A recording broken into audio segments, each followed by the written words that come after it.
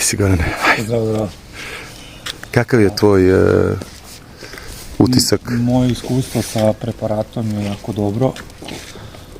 Bio sam skeptik po pitanju toga, preležao sam koronu i tromboemboliju pluća, ostavili su nekih posledica, oticale su mi noge i koleno mi je jedno oticalo, imao sam problema i da hodam.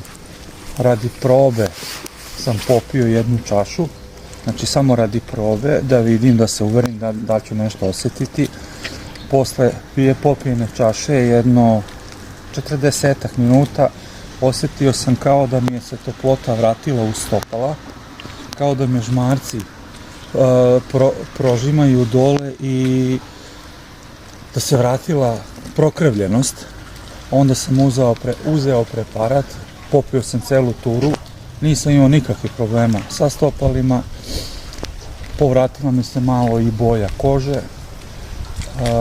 Najbitnije mi je bilo da više problema nisam imao, počeo sam i da spavam normalnije jer mi je korona ostavila posljedice na spavanje, jednostavno sam se osjetio mnogo bolje, nemam šta drugo da dodam, jedino je po meni malo gorak ukus, mora čovjek da se navikne i to je to, stvarno aparat mi je pomogao.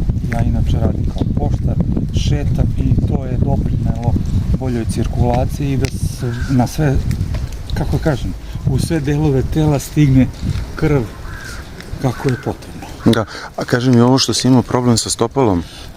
Imao sam oticanje stopala, recimo nadme mi se stopalo i moram da prevezujem cipele, međutim pertle da popuštam, nekada stežem i tako dalje. Kad sam počeo taj preparat da pijem, više tih problema nije bilo.